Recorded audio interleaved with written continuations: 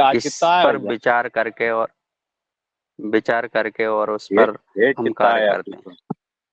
तो उसके लिए हम महत्वपूर्ण होता है कि लिखवा लिया? उसके लिए क्या करें। अशोक भैया म्यूट तो कर जैसा कि लीजिए, अशोक भैया विश म्यूट कर लीजिए। चालू कहाँ से हो गया है जैसा ये? कि जैसा आज हम अनेक बीमारियों से जूझते हैं अपने जीवन में, अपने परिवार में, अपने संबंधियों में, वैसे ही धरती मैया का स्वास्थ्य भी होता है और वैसा ही पेड़ पौधों का स्वास्थ्य होता है। तो हमें महत्वपूर्ण चीजों पर गौर करना होगा और उन पर कार्य करना होगा। जैसा कि हम संतोष सर जी की क्लास में विथ डेटा के अनुसार पूरी चीजों को सामने देखते हैं, तो हमें लगता है कि हम ऐसी पद्धति की ओर चल पड़े हैं जिस पद्धति से हमें तो नुकसान हो ही रहा है, किंतु हमारी धरती माता को, हमारे वातावरण को भी नुकसान पहुंच रहा है। तो इसके लिए हमें क्या करना पड़ेगा? तो हमें इस प्रकृति के साथ रूबरू होकर और इसके साथ चलना पड़ेगा। और वह कैसे संभव होगा? जब तक हम इसके साथ रहना शुरू नहीं करेंगे, जब तक ये होना संभव है ही नहीं। हम कितना ही सोच लें कि हम दूर से इसको ठीक कर देंगे, तो ये कभी कतई हो ही नहीं सकता। ये मेरा स्वयं का अनुभव है। मैं खेती में आया था सबसे शुरू में, तो खेती में सोचता था करना क्या पड़ेगा मुझे और मैं कैसे कर पाऊंगा। दोनों एक चुनौतियां थी मेरे लिए, किंतु समय बीता और उन परिस्थितियों के साथ मैं उन पर काम करते रहा, तो मुझे उसी धरती मैया ने मुझे सारी चीजें सिखाई। मैं तो एक चीज मानता हूँ, यदि किसान हैं हम और किसान हैं तो हम खेत में जाए ना पर डे, तो खेत ही हमें बता देता है कि हमें करना क्या है। ये महत्वपूर्ण बात है। तो सबसे महत्वपूर्ण है कि हम प्रकृति से जुड़ें, और प्रकृति से जुड़ेंगे तो प्राकृतिक चीजें अपने आप हमारे अंदर आती हैं और हमें प्रकृति खुद बताती है कि हमें कैसे उसके साथ रहकर और कार्य करना है। और कार्य करने की तो बात बहुत बाद की है। सबसे महत्वपूर्ण बात तो है कि हम उस खेती को नुकसान ना पहुंचाएं, क्योंकि हम जो कार्य कर रहे हैं उसमें नुकसान ज्यादा पहुंचा रहे हैं। सुधार उधार तो हमसे होने वाला है नहीं और हम कर भी नहीं सकते, किंतु हम हमारी ओर से जो नुकसान पहुंचा रहे हैं वह नुकसान करना बंद कर दें, तो हमारी खेती, जैविक खेती, प्राकृतिक खेती सब हो जाएगी। क्योंकि हम जितना फायदा नहीं करते हैं ना, उससे ज्यादा नुकसान करते हैं। जो कि मुझे भी अनुभव में आया है कि अभी आज की परिस्थितियों में, जैसे मूंग की फसल है, मूंग की फसल में सबसे महत्वपूर्ण हो रहा है कि हम सीधे थैला लेके दुकान पर गए और दुकान पर बोल दिया कि इल्ली बहुत पड़ रही है, और इल्ली पड़ रही है तो हमें दवाई चाहिए, और ऐसी दवाई चाहिए कि उससे इल्ली आए नहीं। अभी इल्ली नहीं आएगी तो हमारी फसल पैदा होना भी संभव नहीं है, क्योंकि ये सारे घटक हैं उस, जैसे हमारे जीवनचर्या में हमारे शरीर में पंचभूत आवश्यक हैं, ऐसे ही फसल में हर चीज की अपनी महती भूमिका है और उस भूमिका को हमने डिस्टर्ब करा है। उस भूमिका की जो एक दूसरे के पूरक थे उनको हमने उससे हटा दिया और उनमें दखल करना शुरू कर दिया। तो उन दखलों को मैं ये नहीं कहता कि एक दिन में दूर हो जाएंगे। क्या है, हम हमारे जीवन में यदि कोई दोष लाते हैं तो वह पूरे जीवन की कमाई होती है और यदि कोई अच्छाई लाते हैं तो वह भी पूरे जीवन की कमाई है। एक बुरी आदत को मिटाने में सालों लग जाते हैं और एक अच्छी आदत को लाने में भी सालों लग जाते हैं। तो यह हमारी जीवन की पद्धति है। अब वो पद्धति को रोज करना पड़ेगा, रोज करना पड़ेगा, रोज करना पड़ेगा, जब जाके हम सुधार की बात कर पाएंगे और सुधार की ओर अग्रसर हो पाएंगे। जैसा कि खरीफ के बारे में बात करें तो खरीफ के बारे में हम सबसे महत्वपूर्ण है कि गहरी जुताई हो, जिससे कि हमारी जमीन में जो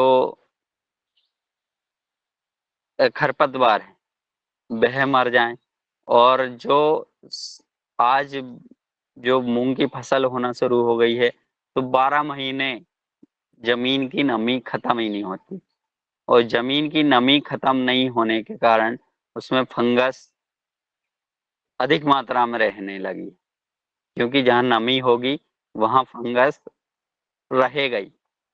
और फंगस में एक मित्र फंगस होती है और एक अ, अ, दुश्मन जो हम कहते हैं वो होती है। तो मित्र फंगस हमारे फसल के लिए लाभदायक है, जो कि हम ट्राइकोडर्मा के बारे में हम इतने समय से जान रहे हैं और इतने समय से कार्य कर रहे हैं। तो उसका एक सबसे महत्वपूर्ण तरीका मुझे जो समझ में आया है कि गोबर की खाद पकी हुई हो और उसमें हमारे पास बना हुआ ट्राइकोडर्मा हो और उसको छाया में हम उसमें मिला दें और 8 से 10 दिन उसको रखा रहने दें और उसको जमीन में फेंकवा दें। जब बारिश हो जब उसको जमीन में फेंकवा दें और उसका कल्टीवेशन कर दें। तो ये हो गई महत्वपूर्ण बात, क्योंकि हम जैसे ही जुताई करेंगे तो उसमें जो मिट्टी सूख जाती है ना, वो मिट्टी सूखने से उसका भुरभुरापन जो होता है वो उस जमीन के अंदर आता है और फिर हम उसमें ट्राइकोडर्मा से मिली जो खाद है, गोबर की खाद, वह डालते हैं। तो जो फंगस है जो नमी के कारण उसमें पड़ी हुई है वह दूर होती है। क्योंकि आज दो ही चीज से किसान बहुत परेशान है, एक तो फंगस और एक कीट। कीट के बारे में भी मैं कहना चाहूंगा कि कीट की दवाई लेने जाते हैं तो कीट की दुकानदार एक दवाई नहीं दे रहा आजकल। पहले कहता है कि कोराजन ले जाओ, फिर कहता है प्रोफेनोफास ले जाओ, फिर कहता है इमामेक्टिन ले जाओ, फिर कहता है थाइमोथॉक्साइम ले जाओ, फिर कहता है फंगिसाइड ले जाओ, फिर कहता है कि इसके साथ ह्यूमिक एसिड वाली टॉनिक ले जाओ, कोई कहता है माइक्रोन्यूट्रेंट ले जाओ। तो इस प्रकार की खेती हमारी चल रही है और यदि हमने दुकानदार पर निर्भर रहकर खेती करना बंद नहीं किया तो हमारी पूरी कमाई दुकानदार लेना शुरू कर देगा और कर रहा है। क्योंकि संतोष सर जी ने भी शनिवार को एक बात कही थी कि हमारी आदत में हो गया है चीजें बाहर से लाना और उसको जमीन में डालना। और मैं कहता हूं कि संस्कार एक बार हमारे अंदर कोई डल जाते हैं ना तो उनको दूर करना बहुत मुश्किल का काम होता है। उन को दूर करने के लिए पीढ़ियां खप जाती हैं। कोई भी संस्कार हमारे जीवन में एक बार रच बस जाते हैं तो उनको हटाना बहुत मुश्किल का कार्य होता है, और उस कार्य को करने के लिए हमें निरंतर प्रयास करना पड़ता है और निरंतर उसमें लगे रहना पड़ता है। सबसे महत्वपूर्ण चीज है हमारे जीवन से प्लास्टिक को दूर करना, क्योंकि जैसे हमारे शरीर में कैंसर कारक तत्वों का उत्पन्न होना शुरू हुआ है, तो उसके पीछे एक सबसे महत्वपूर्ण प्लास्टिक का उपयोग हुआ है। और वही प्लास्टिक जो हमारे शरीर में जा रहा है, वो कहीं ना कहीं वही प्लास्टिक खेत में भी जा रहा है। जैसा कि एक शादी में 10 से 20 कुंटल प्लास्टिक निकलता है और वो प्लास्टिक कहीं ना कहीं जमीन में जाके फेंक दिया जाता है, ना उसका कोई प्रबंधन होता है और ना उसका कोई संयोजन करने वाला है। और 20 कुंटल यदि प्लास्टिक एक शादी से निकल रहा है, तो हमारे समाज में आप उठाकर देख लें कि कितनी शादियां हो रही, और उन शादियों में हम बढ़िया शौक से जाते हैं और वो भोजन करके आते हैं। उस भोजन के खाने में क्या मिला है आप कल्पना नहीं कर पाएंगे, कि जो खाना बन रहा है उसमें एसेंस पर काम होता है बस। आजकल हर चीज के एसेंस आ चुके हैं और आप बाजार में देख सकते हैं, और हमारी आदत भी उसी चीज की पड़ चुकी है कि हमें वही खाना पसंद आने लगा है। मैंने तो अभी मेरी जब आंख खुली और मुझे पता चला, जब मुझे बताया गया कि लकड़ी के बुरादे की सब्जी बनाई जाती है और उसमें जिस सब्जी का नाम लोगे आप उसका एसेंस डाला जाता है, और वह हम खा के आते हैं और हम कहते हैं बहुत अच्छी सब्जी थी।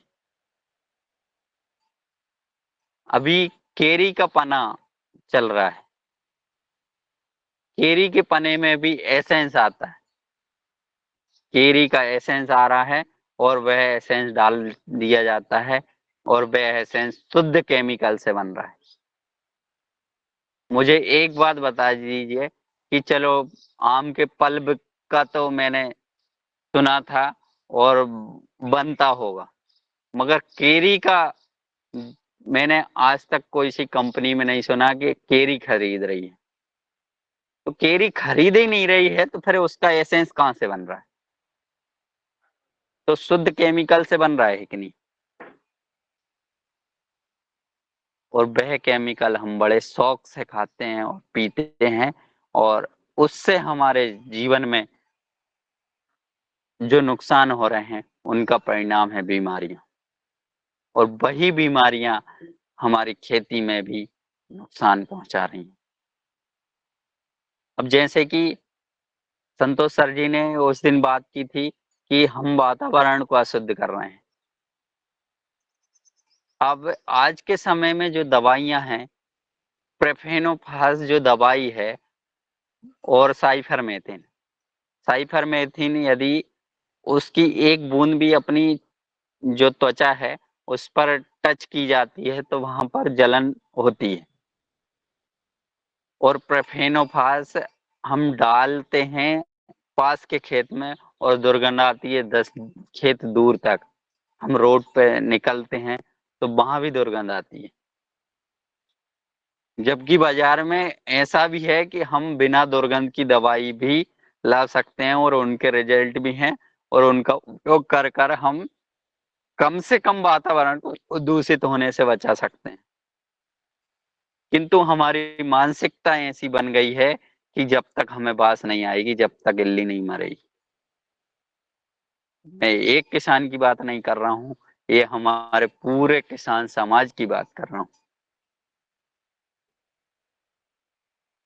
और हम उन पर ही काम कर रहे हैं। जैसे अभी एक किसान की मानसिकता में है कि क्लोरोपाइरीफास ही धान के लिए एक रामबाण है और क्लोरोपाइरीफास ही जमीन के कीड़े खत्म करेगी और धान के कीड़े खत्म करेगी। मैंने बहुत किसान से मिला हूँ, क्योंकि मैं शुद्ध किसानी करता हूँ और किसान का बेटा हूँ, तो मैं इन चीजों को बहुत करीबी से देखता हूँ और स्वयं भी किसान हूँ, किसानी करता हूँ। तो देखता हूँ कि व्यक्ति एक चीज के पीछे इतनी भयंकर उससे भागता है। अभी मूंग की बात करूं तो मूंग में एक तलवार, डबल तलवार और तलवार नाम की एक वैरायटी है। इसके तरफ किसानों ने अपना रुख करा और इसके तरफ भागना शुरू करा, तो किसानों ने वही लगाना शुरू कर दिया। और आज की कंडीशन में मैं आपको कि कोई ऑथेंटिक वैरायटी नहीं थी और ना कोई रिलीज वैरायटी थी, उसको किसानों ने 2-4 साल से लगाना शुरू करा और इस साल इस तरीके से उसमें रोग आया है, इस तरीके से रोग आया है कि प्लाट के प्लाट पीले पड़ रहे हैं और किसान बोल रहा है कि अब वैरायटी ढूंढना शुरू कर दो जिसमें पीला मोजेक नहीं आता। उसमें इतना भयंकर पीला मोजेक दिख रहा है कि खेत देख के रोना आ रहा है। तो क्या है, किसान समाज के अंदर सिर्फ एक लालसा जग गई है कि हम अधिक पैदावार की तरफ भागें और हमें कुछ करना नहीं पड़े और हम सीधे दुकान पे जाएं और पैसा दे के हम खरीद के और हमारी खेती उन्नत कर लें। तो मैं आप सभी से एक विनती करना चाहता हूं कि ना तो जीवन में कभी शॉर्टकट हो सकता है, ना खेती में कभी शॉर्टकट हो सकता है और ना अध्यात्म में कोई शॉर्टकट नाम की चीज है। क्योंकि हमें हमारी प्रकृति सिखाती है कि जो बीज बोया है वो ही काटा जाएगा और हम आने वाली पीढ़ी के लिए जो बो रहे हैं वही वह काटेगी, क्योंकि पिता के कर्म पुत्र को मिलते हैं। ये हम शास्त्रों से सुना है और शास्त्रगत बात है। तो हम हमारे जीवन में और इस धरती माँ के लिए जो कर रहे हैं वह इतना घातक साबित होने वाला है और होगा कि आप आने वाले भविष्य में इसको देख नहीं पाएंगे। मुझे इतना दुख होता है कि जिस बिना दुर्गंध दवाई से भी इल्ली मारी जा सकती है और मार सकते हैं, फिर भी उसका उपयोग किया जा रहा है और सिर्फ डर के कारण।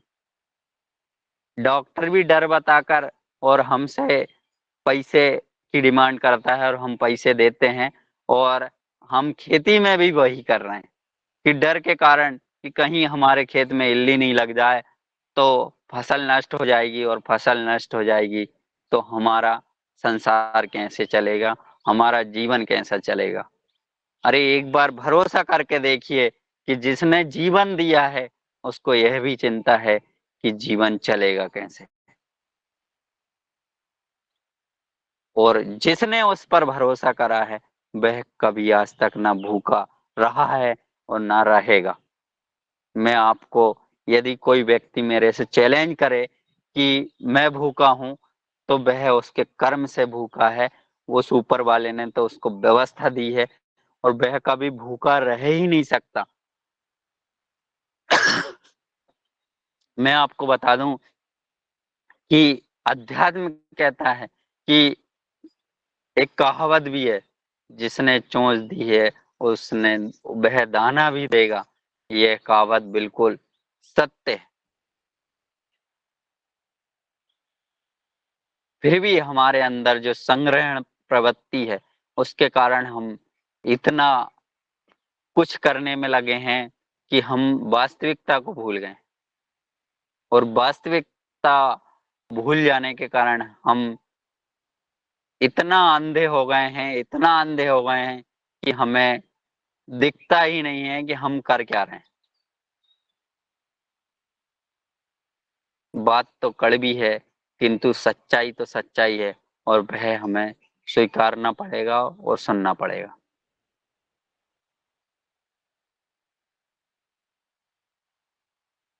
जैसा कि हम फसलों पर काम करते हैं ऐसा ही हमारे जीवन में भी है। हमारा पानी दूषित हो चुका है, हमारी हवा दूषित हो चुकी है, तो हम शुद्ध अनाज कहाँ से लाएंगे? और शुद्ध अनाज नहीं होगा तो हमारा जीवन भी शुद्ध हो नहीं सकता। और शुद्ध जीवन जीना है तो हमें उसके लिए जीना पड़ेगा। और जीना कैसे होगा? मैं पानी पीऊंगा तो उससे प्यास मेरी ही बुझ सकती है, आप लोगों की नहीं बुझ सकती। तो ऐसी कुछ जो जीवन पद्धति और जीवन की प्रक्रियाएं हैं वह मैं उस किसान समाज से हूँ तो मेरे अंदर आई हैं और उन्हें दूर करने का काम हमें स्वयं करना पड़ेगा। और एकदम से हम जैविक की बात करें तो सबसे पहले तो हम यही डिसीजन नहीं कर पाते हैं कि हमारी जीवन में या हमारी जमीन में किस चीज को दूर कर दें तो नुकसान कम होगा। तो वह नुकसान के लिए हम विचार नहीं कर पा रहे हैं बस, क्योंकि सबसे पहले हमें विचार करना पड़ेगा और विचार करने के बाद हमें उस पर चलना पड़ेगा। हंसना और गाल फुलाना दोनों साथ नहीं हो सकते। हमारे अशोक भैया की जो कहावत है वह इस परिवेश में चरितार्थ होते नजर आती है। तो हमारी जो अगली फसल की तैयारी है उसमें मैं सबसे पहले कहना चाहूंगा कि सबसे पहले गहरी जुताई की जाए। गहरी जुताई के साथ हमें उसमें खाद का उपयोग ट्राइकोडर्मा के साथ करना है और फिर उसके साथ हम सिलेरी का उपयोग कर सकते हैं, जैसा कि संतोष सर ने उस दिन सभी को डांट लगाई थी। और अगली फसल में हमें उस पर उपयोग करना है, किंतु उसमें एक महत्वपूर्ण चीज ध्यान रखना है कि दोनों चीजों को नमी चाहिए और सबसे ज्यादा नमी हमें बारिश में ही मिलती है। तो बारिश में हम अधिक से अधिक उसका उपयोग करेंगे तो ठीक रहेगा, क्योंकि हम जीवित जीवाणुओं को बढ़ाना है तो उन्हें सबसे पहले ही जरूरत जो है वह नमी है और दूसरी आवश्यकता है भोजन। तो जिस चीज को जो आवश्यकता है हम उसकी पूर्ति करेंगे तो हम कहीं ना कहीं सही रास्ते पर चल रहे हैं ऐसा हम कर पाएंगे। क्योंकि एक कार्य वो होता है जो हमने करा और भूल गए, और एक कार्य वो होता है जिसको करा और हमें उसके परिणाम मिलना शुरू हो जाए।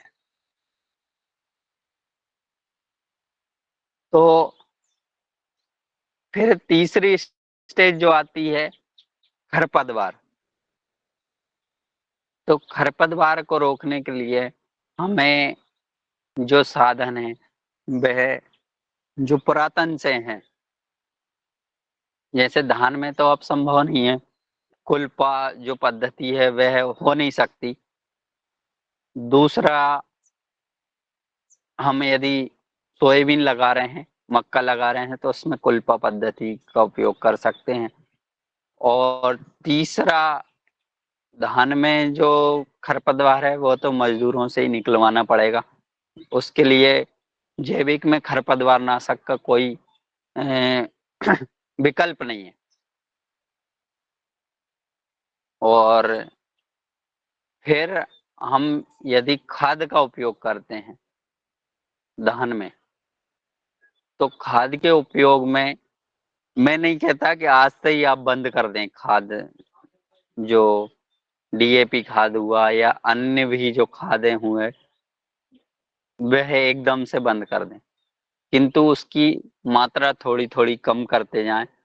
और एक चीज और अभी मुझे पता चली है कि हम जिप्सम का उपयोग भी कर सकते हैं, क्योंकि हमारी जमीन क्षारीय हो चुकी है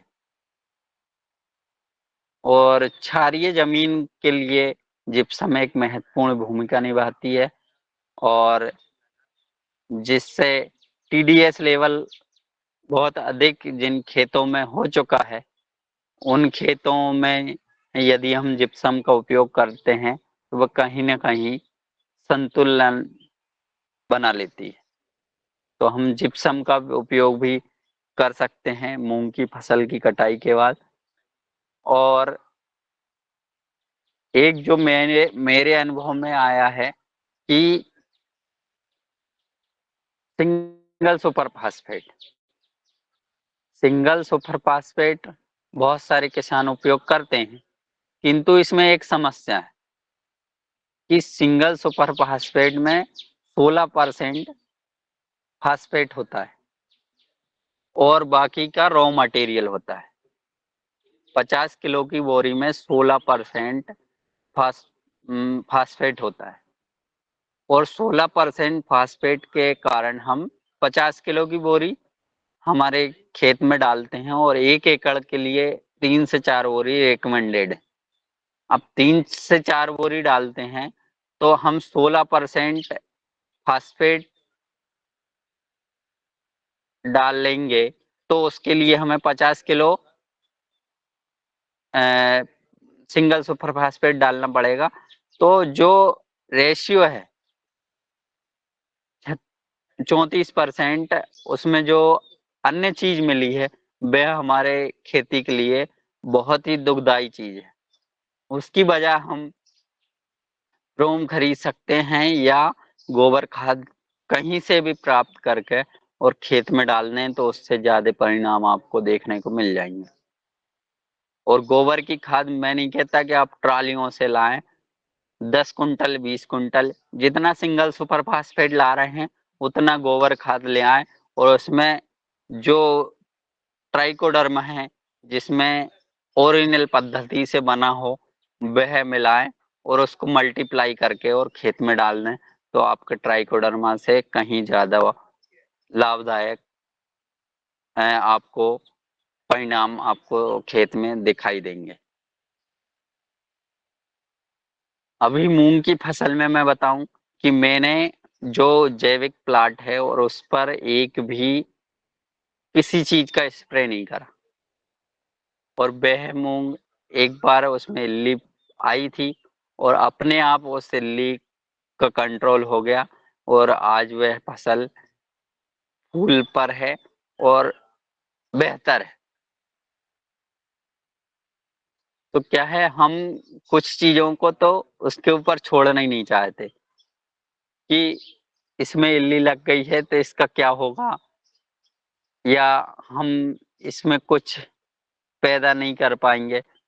तो पहले क्या होता था, पहले ये होता था कि खेती जो होती थी वह सिर्फ उदर पूर्ति का साधन था। तो उस उदर पूर्ति के साधन के कारण वह उदर पूर्ति होती थी और सब कुछ व्यवस्थित चलता था। और आज खेती व्यापार हो गया। जी गणेश भैया 1 मिनट रोकना चाहूंगा, जी जी थोड़ा सा करेक्शन करना चाहूंगा 1 मिनट के लिए। जो आपकी आपने बताया ना, तो 16% जो आपका फास्फोरस, 21% इसमें कैल्शियम होता है, ठीक है ना, और अदर माइक्रो न्यूट्रिएंट भी होते हैं। हम जो बाकी फर्टिलाइजर की तुलना में इसमें ये रॉक फास्फेट से सीधे बनता है, तो इसमें ज्यादा चीजें नहीं होती। एसएसपी आप बता सकते हैं यूज करने के लिए। जी ओम।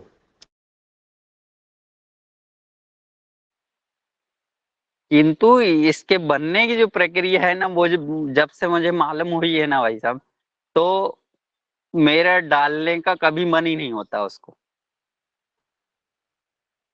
नहीं, अभी जो इसको पाउडर वाला जो है उसमें बहुत ज्यादा प्रक्रिया नहीं है। उसमें आप उसके कंटेंट देखिए गूगल पे, तो आपको मिल जाएगा। तो उसमें जो रॉक फास्फेट है उसी से प्रिपेयर, जो पैलेट फॉर्म में आ रहा है उसमें जरूर प्रॉब्लम हो सकती है।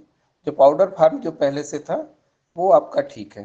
तो आप उसको मतलब सीधे वो मत करिए, क्योंकि ये काम का है फर्टिलाइजर आपके।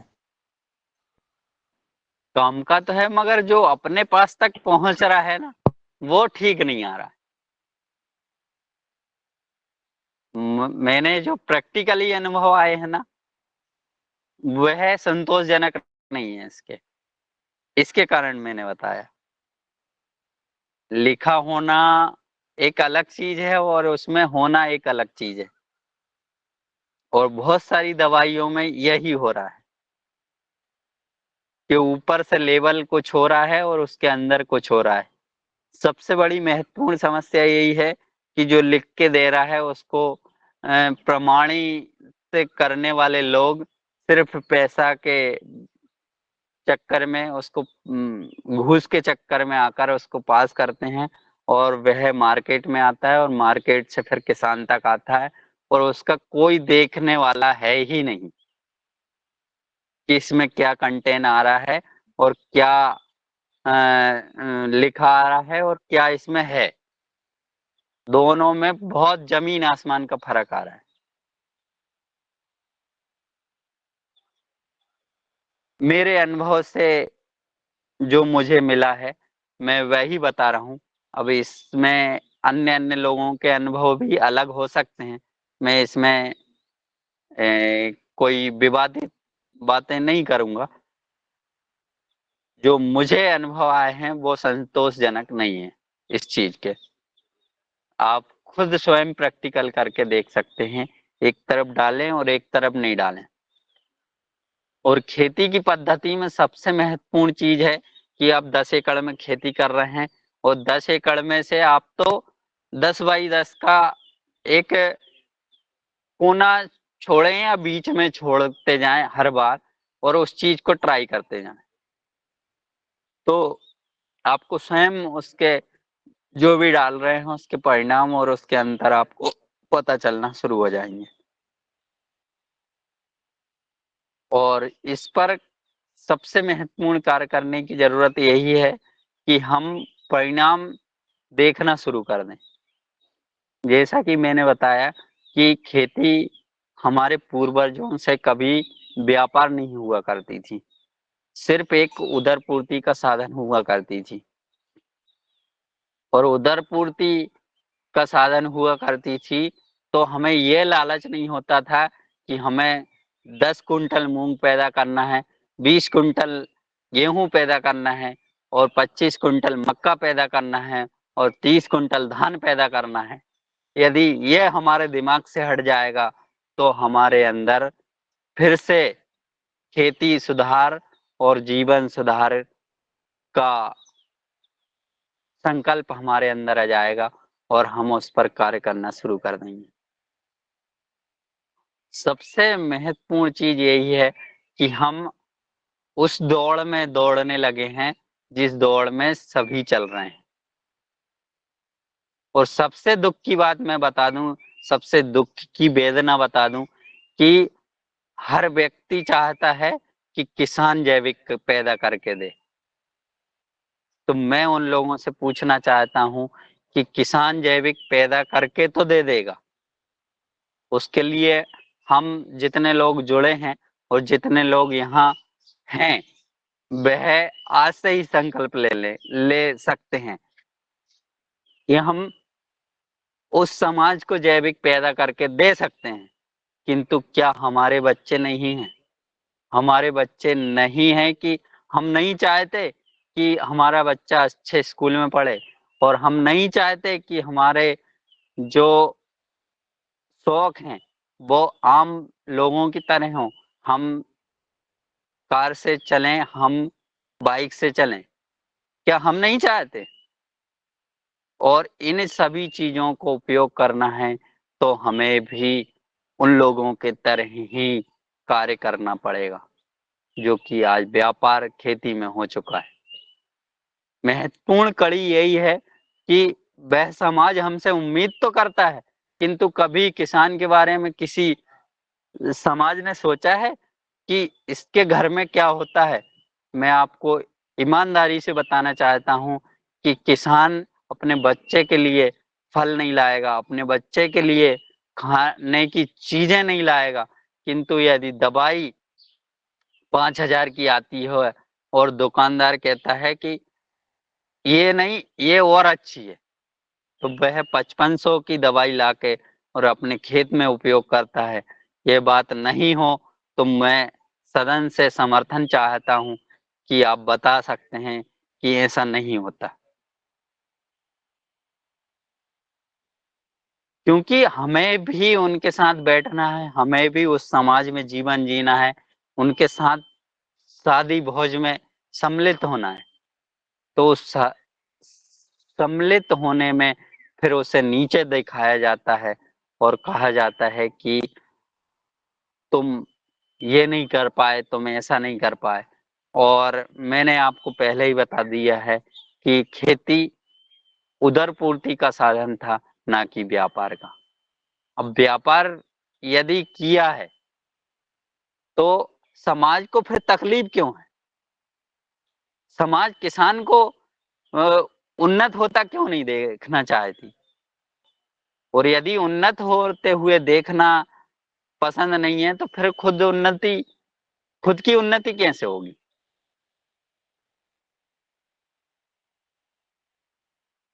तो मेरा सबसे महत्वपूर्ण सवाल यही है कि पहले लोग कहते हैं कि ये जहरीली मूंग, हमारे नर्मदापुरम से एक शब्द मेरे को सुनने में आया है।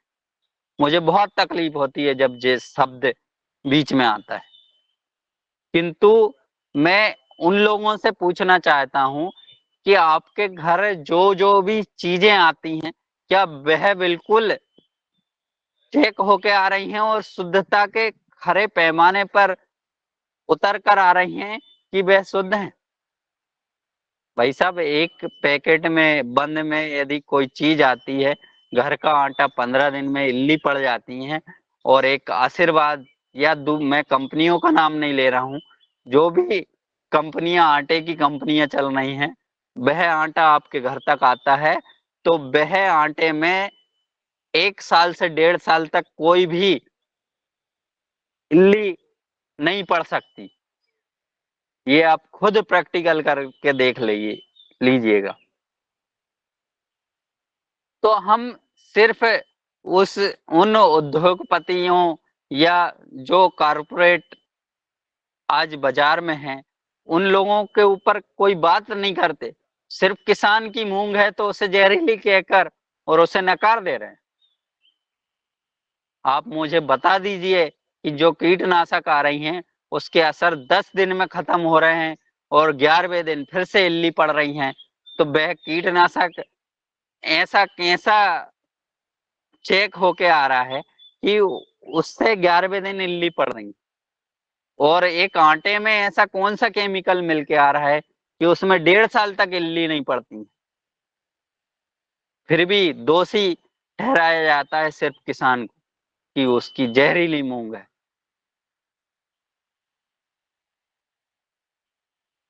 और हम जिस बात को सुनते हैं बस उसी बात पर सुनकर और उनका समर्थन करना शुरू कर देते हैं।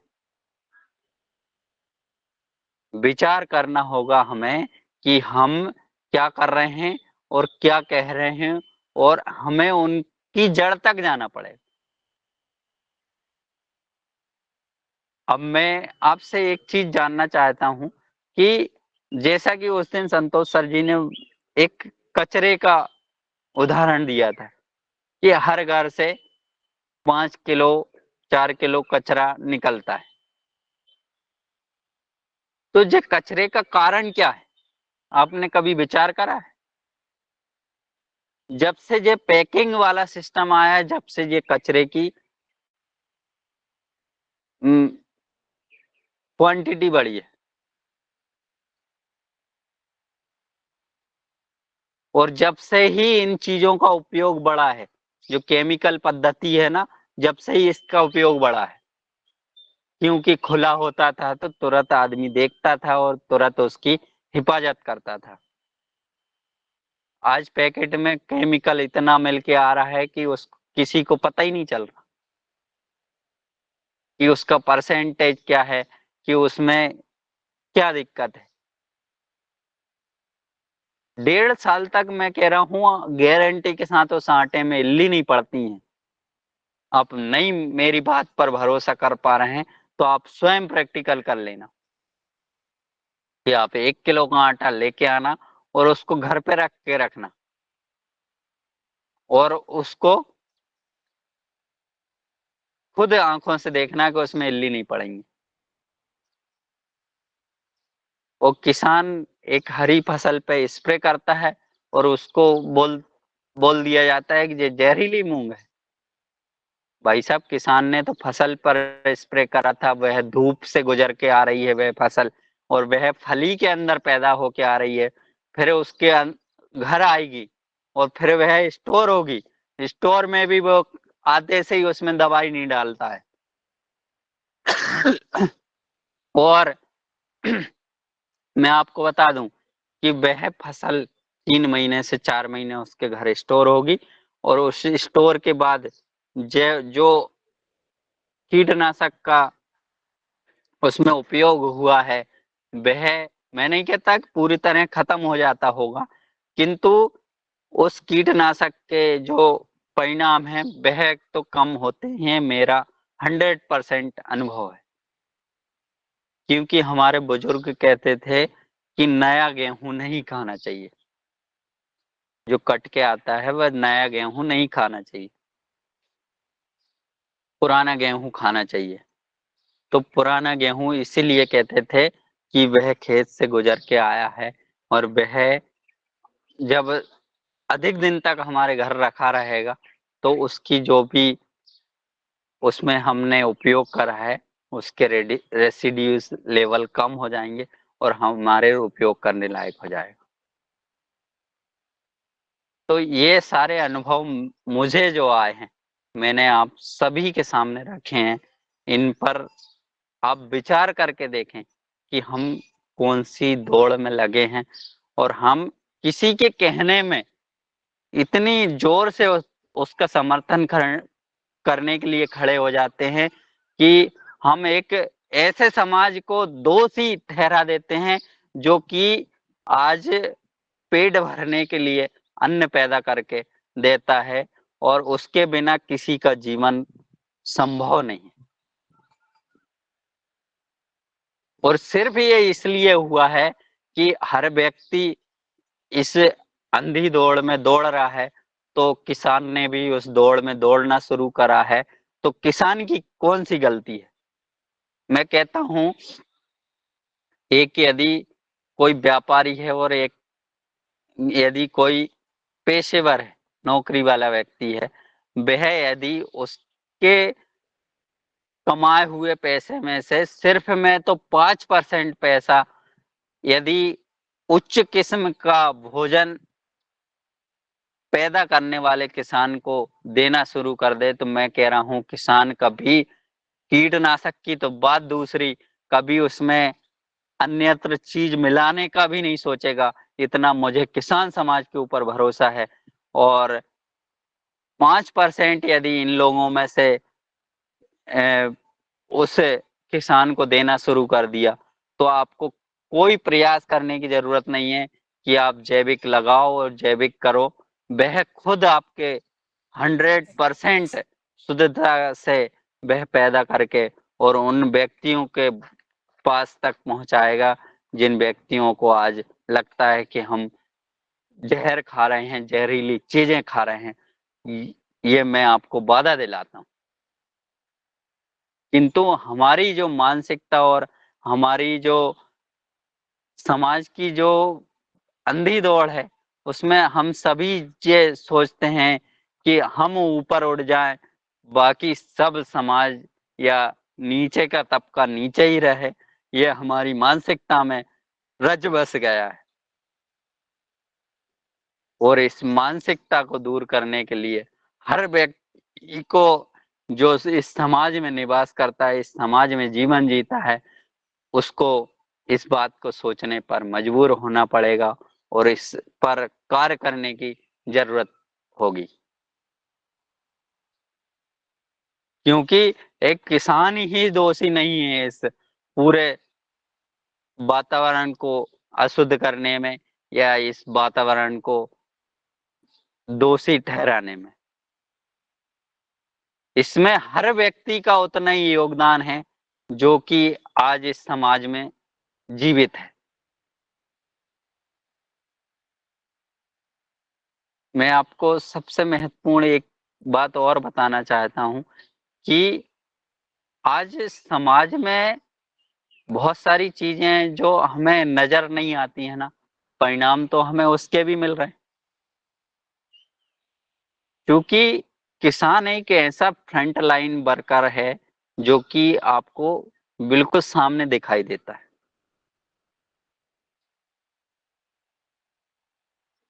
एक और घटना मैं अपने जीवन में जो महसूस करी है वह बताता हूं कि आज अनाज को संग्रहण करने के लिए एक वेयरहाउस पद्धति का निर्माण होना शुरू हुआ है और वेयरहाउस पद्धति में जो अनाज रखा जाता है उसमें जब स्प्रे होता है ना भाई साहब, तो मैंने देखा और मेरे रोंगटे खड़े हो जाते हैं उस चीज को देखकर कि उसमें इतना स्प्रे किया जाता है कि पूरी जो स्टेकिंग होती है बोरियों की, उस स्टेक को गीला कर दिया जाता है।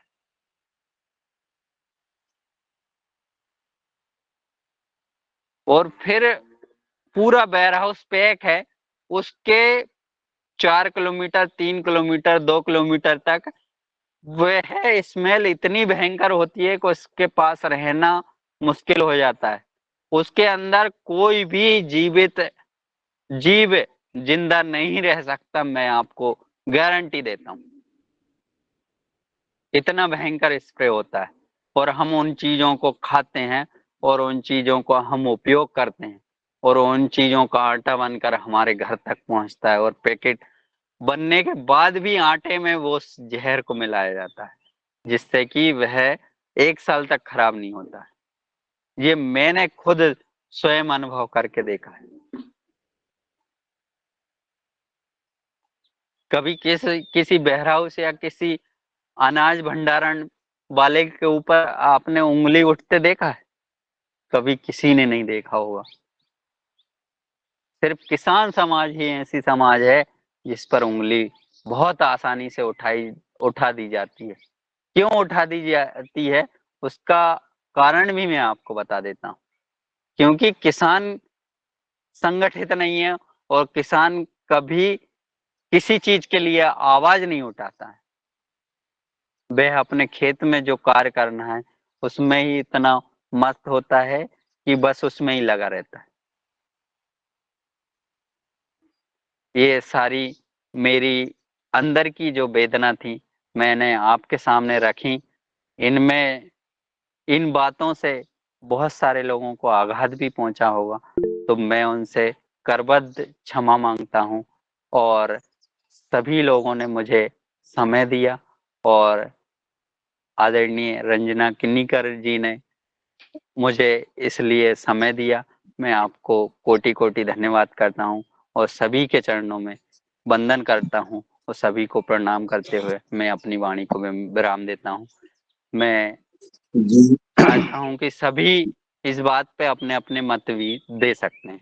जी धन्यवाद, प्रणाम। जी गणेश भैया, बहुत अच्छा। और आज आपने अपने मन की बात, एक सच्चे किसान की परिस्थिति को सामने रखा है, और सदन ने भी इस बातें बड़े ध्यान से सभी ने सुनी है।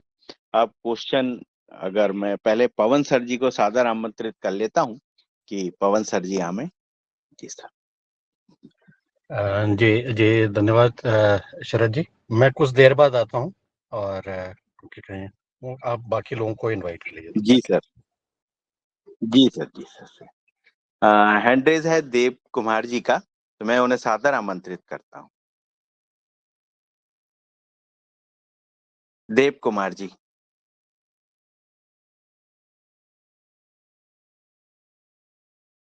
देव कुमार जी, आप सादर आमंत्रित हैं। अगर आपका हैंड रेज है, कोई क्वेश्चन है आपका?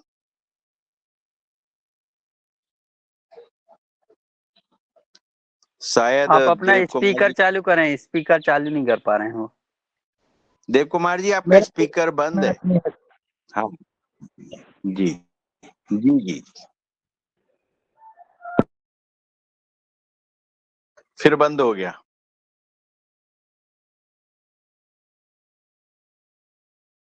चलिए, शायद उनकी आवाज नहीं आ पा रही है देव कुमार जी की।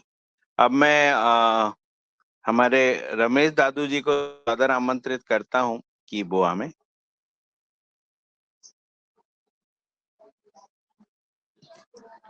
आज सदन में आदरणीय ब्रजेश सर जी भी दिख रहे हैं, तो मैं सादर आमंत्रित करता हूं ब्रजेश सर जी को।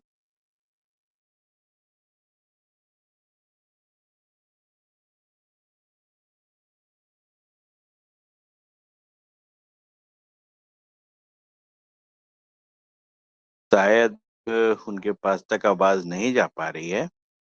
अब मैं रोशन लाल सर जी को बुलाता हूं कि वो इस पर कमेंट करें। Doctor Roshan Lal sir.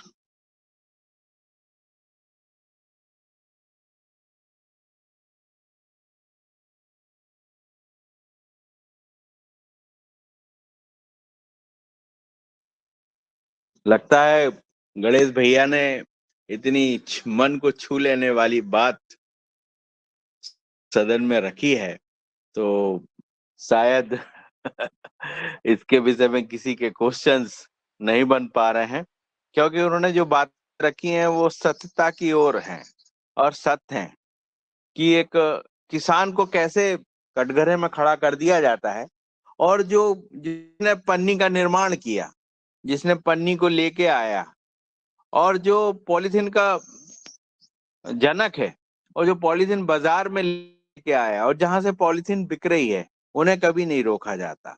लेकिन जो पॉलीथीन फैला रहे हैं उन पर उंगली उठती है, क्योंकि वो एक छोटी कड़ी है, उस पर अगर उंगली उड़ जाएगी तो वो विरोध नहीं करेगा।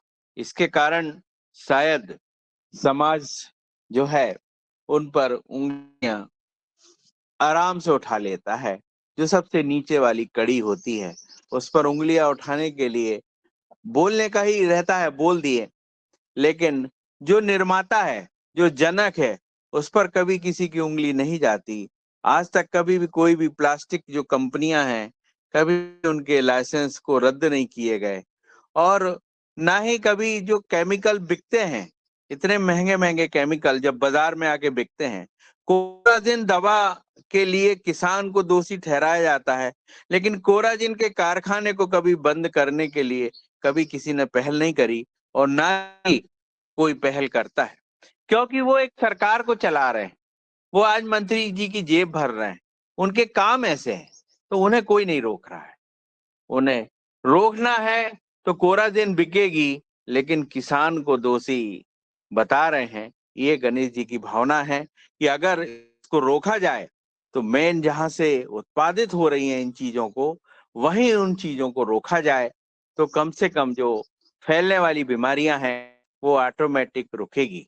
जड़ तक जाने की जरूरत है, ऐसा गणेश भैया का भाव है।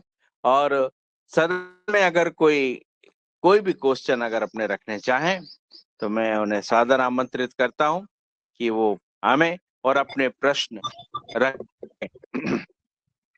जी हाँ, जी जी धन्यवाद जी शरद जी। और आज के हमारे मुख्य वक्ता गणेश जी का मैं अभिनंदन करते हुए बहुत सारी बातों का उनका समर्थन करता हूँ, कुछ बातों का विरोध भी करूंगा, अलग से बात करेंगे इस बारे में।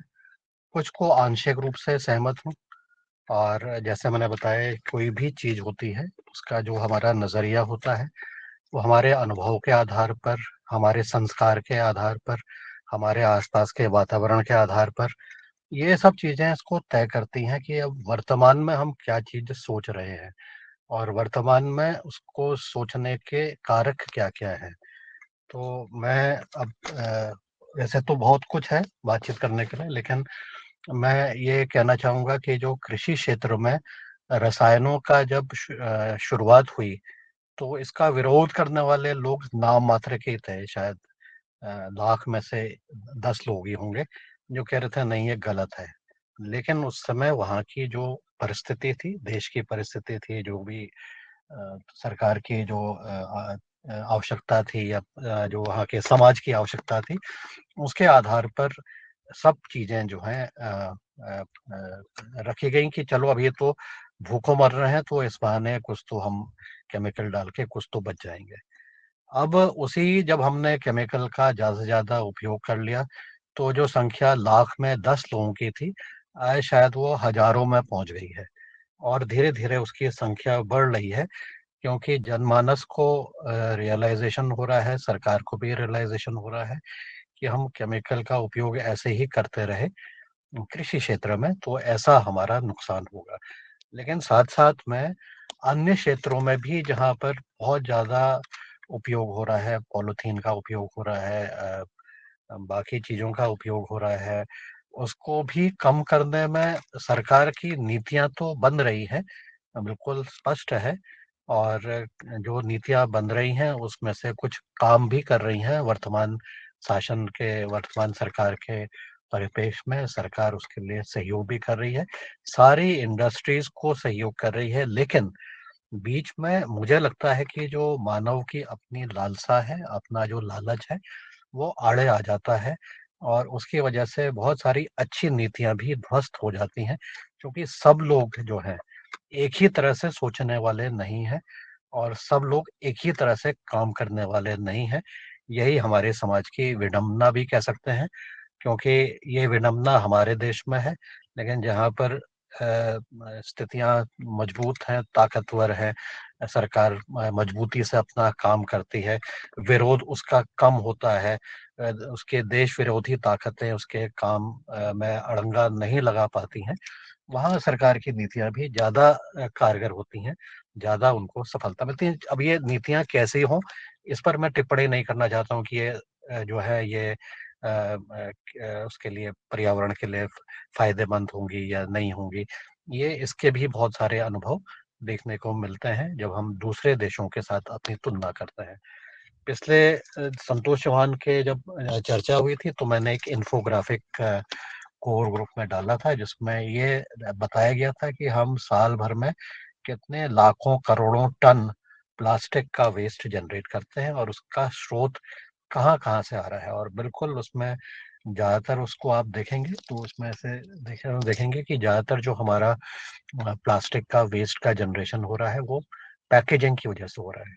तो पैकेजिंग क्यों हो रही है? क्योंकि मनुष्य की लालसा है, ये सब कुछ बहुत अच्छी तरह से पैक होकर के प्लास्टिक में रंगीन, उसमें रिबन भी लगना चाहिए, उसमें ये भी हो, 2-3 लेयर जब तक के उसके नहीं लगती है तब तक के उसको सुंदर नहीं माना जाता है। तो ये समाज की धारणा है, ये धारणा किसी सरकार ने नहीं बनाई।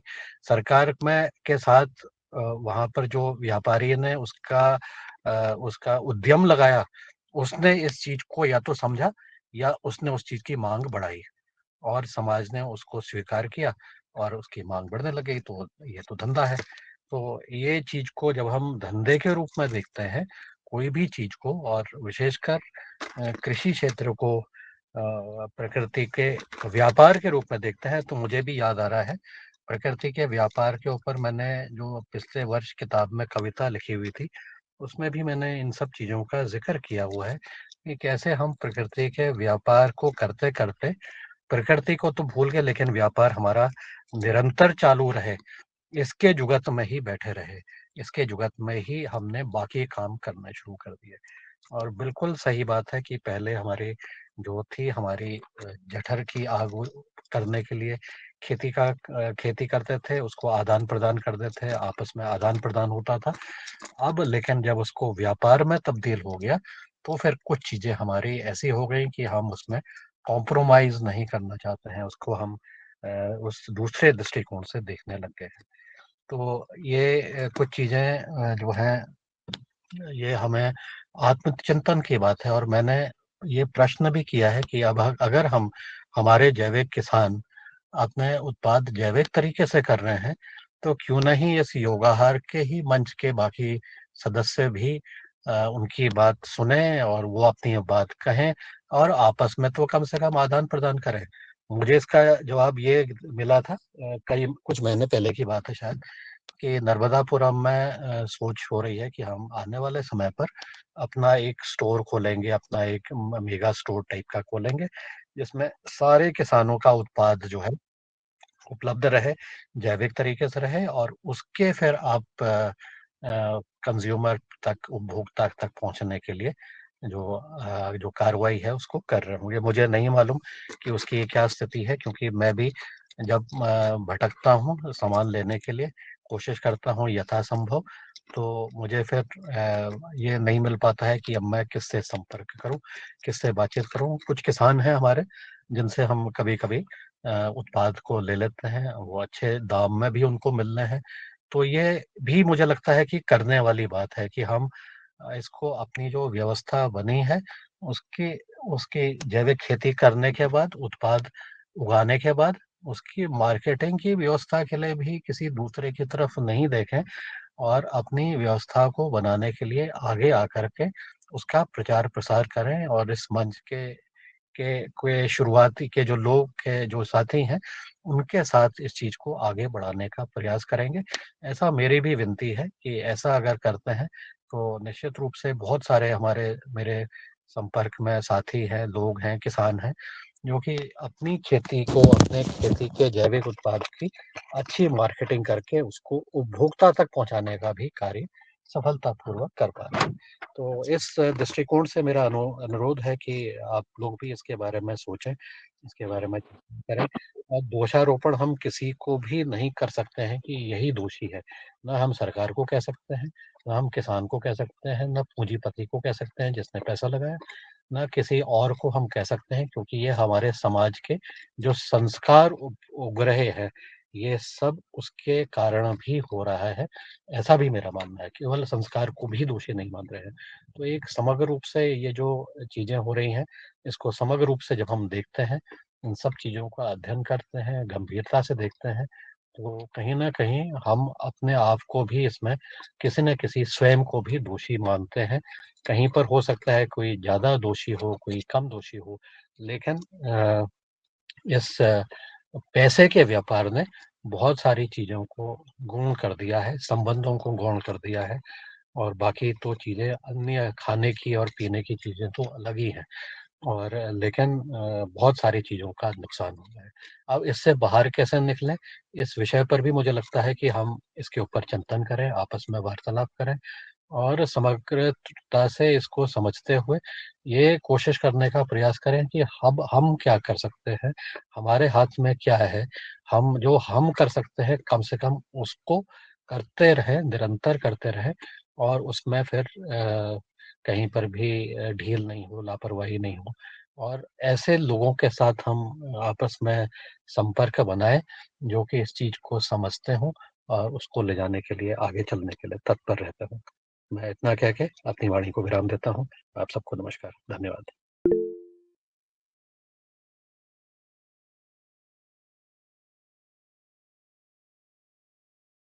बहुत अच्छा सर। और बहुत महत्वपूर्ण जानकारियां मिल रही हैं सर और सही दिशा की ओर बढ़ रहे हैं। अब मैं इसी के साथ डॉक्टर रोशनलाल सर जी को सादर आमंत्रित करता हूँ कि वो आना। जी ओम, भैया मुझे बहुत ज़्यादा नहीं कहना, सर ने सारी चीज़ें जो बातें होती है हमारे मंच से उन सब चीज़ों के बारे में विस्तार से कहा है।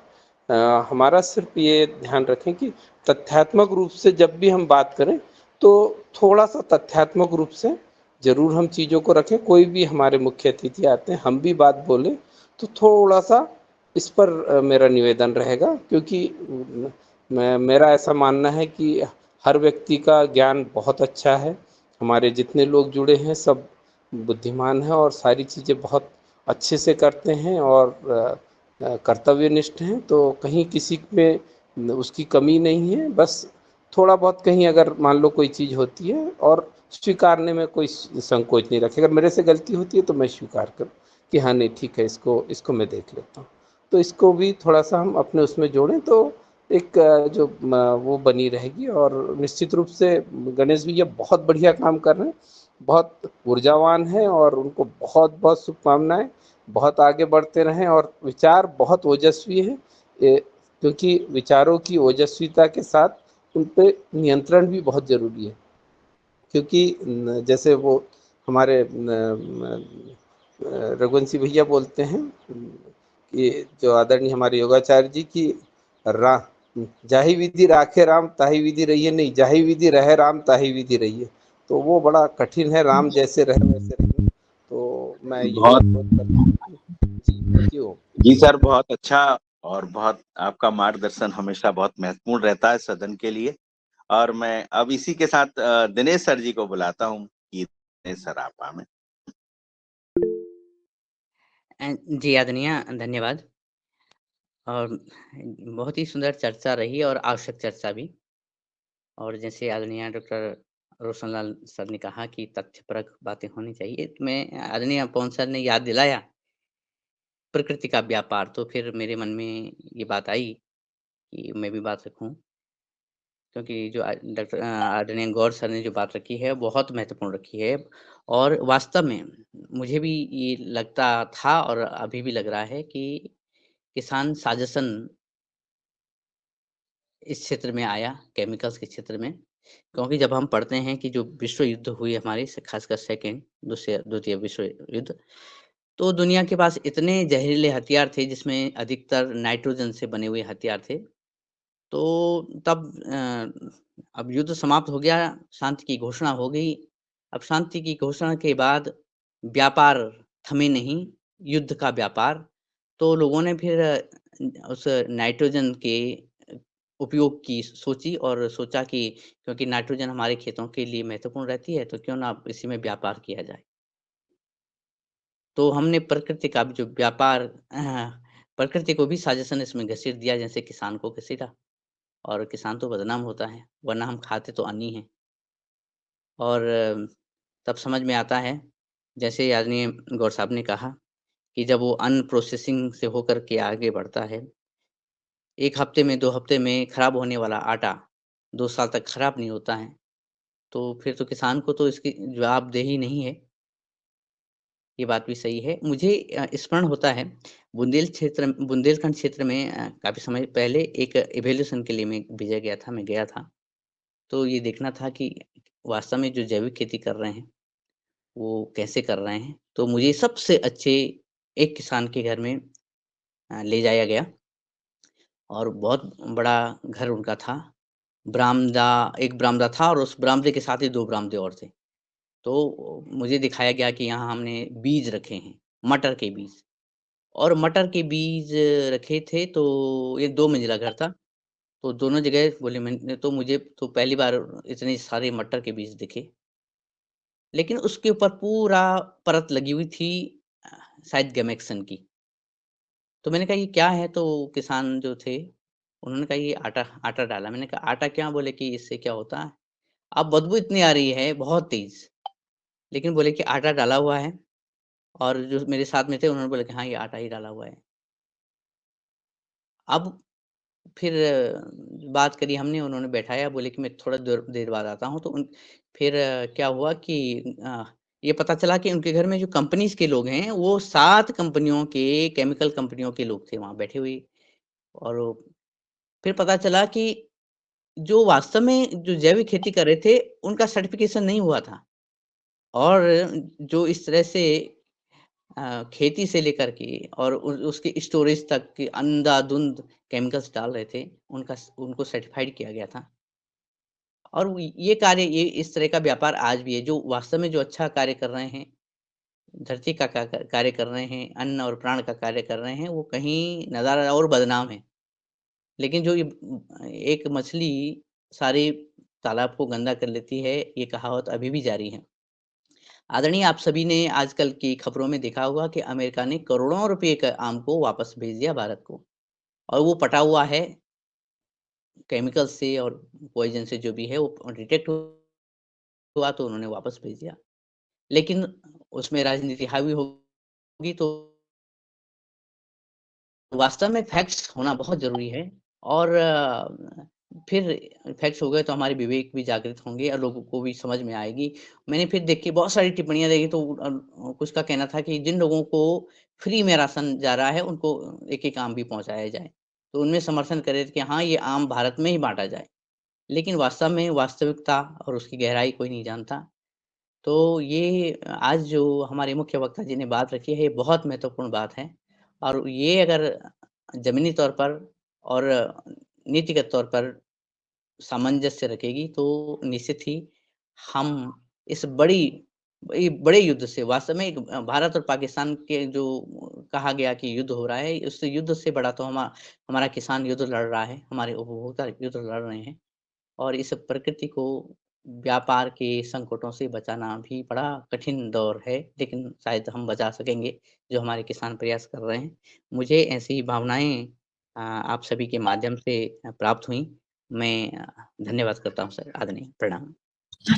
बहुत अच्छा दिनेश सर जी, आपका जो अनुभव है वो इस सदन के लिए बहुत महत्वपूर्ण रहता है, और आप उन गहराइयों को छूते हैं जो समुद्र से भी ज्यादा गहरी होती हैं। वो बातें आप निकाल के लाते हैं जो इस सदन को एक दिशा देती हैं। इसी के साथ समय हो गया है, और सिंघोरिया जी अगर चाहें तो आधा मिनट में अपना बोल के और मैं समापन करता हूं, अगर अब सिंघोरिया समय, जी का कोई बस मेरा कहना ये है कि हम जाके देखते हैं कि डंपिंग ग्राउंड पर जो प्लास्टिक रहती है और वहाँ पे जैविक खाद बनाया जाता है, और वही किसान हम लाके जमीन में उपयोग करते हैं, और फिर वही उसके अंश जो है, प्लास्टिक के अंश हमारे खाद्य पदार्थों में आ जाते हैं। तो ये भी एक नमूना है। धन्यवाद जी। जी, आधा मिनट सिंघोरिया मैं भी जी, लूँगा। जी, आधा मिनट में मैं अपनी बात करता हूँ कि हाँ जी जी जी। हमें ये सारी चीज़ें पता तो चल रही हैं, किंतु हम इस पर कार्य नहीं कर पा रहे हैं। तो हमें सबसे महत्वपूर्ण तो है कि हम भी एक इस समाज का अंग हैं और महत्वपूर्ण अंग हैं। तो इस समाज के नाते हमें भी उसका परिणाम मिले, और परिणाम में क्या चाह रहे हैं हम, उन लोगों को शुद्ध चाहिए, तो उन लोगों को शुद्ध पैसा जो है उनका 5% उस किसान समाज के लिए जाए, तो वह किसान समाज, मैं कह रहा हूँ, कभी कीटनाशक, कभी खाद का उपयोग कभी करेगा ही नहीं। मैं आपसे गारंटी लेता हूँ। किंतु उसको भी उन समाज के साथ रहना है, इसलिए वह उपयोग कर रहा है और वो समाज के साथ चलना चाहता है। तो सबसे महत्वपूर्ण यही बात है कि हम सभी उस किसान समाज के लिए भी सोचना, और उन लोगों को भी सोचने के लिए मजबूर करें कि गलत किसान ही किसान नहीं है, उसमें हर समाज का वह व्यक्ति भी गलत है जो उस चीज के लिए कार्य नहीं कर रहा है। जी, धन्यवाद। बहुत अच्छा, और बहुत आज का गणेश जी का ऊर्जावान प्रेजेंटेशन रहा, और उन्होंने बहुत अच्छे तरीके से सारी बातें अपनी रखी हैं कि कैसे क्या किसान की वैल्यू कहाँ होना चाहिए। आज भी कोई अगर राज्य की इनकम देखी जाए, अगर मध्य प्रदेश की इनकम देखी जाए, तो उसका सिर्फ 5% ही किसानों के लिए, मजदूरों के लिए यूज हो रहा है। जो जो अनाज बंटता है और जो किसानों को सब्सिडीज दी जाती है, वो राज्य की 5 से 10% सब्सिडी ही बांटी जाती है। बाकी का 85% से 90% कहाँ जा रही है आय? अगर इस पर गौर किया जाए तो सारी जानकारी आपको निकल के आ जाएगी कि पैसा मेन कहाँ जा रहा है। आज सरकार कितनी पेमेंट कहाँ बांट रही है, इस पे अगर एक नजर आप चार्ट उठा के देखेंगे तो सबसे कम अगर राशि उपयोग होती है तो वो होती है किसान के ऊपर, मजदूर के ऊपर, और जो गरीबी रेखा में आदमी रह रहा है वो सबसे कम अगर खर्च होता है तो इन लोगों पे होता है। और आज जो नई सरकारें अभी आई हैं ये तो कम से कम कुछ परसेंट गरीबों और किसानों के लिए खर्च करने लगी है, लेकिन पहले वाली सरकारों ने तो कभी कुछ इनके विषय में सोचा ही नहीं। इसी के साथ आज सदन की कार्रवाई को यहीं स्थगित करते हैं। सभी लोग शामिल हुए, सभी का बहुत बहुत धन्यवाद। और आज गणेश जी की प्रेजेंटेशन बहुत ऊर्जावान रही। पवन सर का मार्गदर्शन, दिनेश सर का, रोशन लाल सर जी का, सभी का हमें मार्गदर्शन प्राप्त हुआ। इसी के साथ में आज के समापन की घोषणा करता हूं।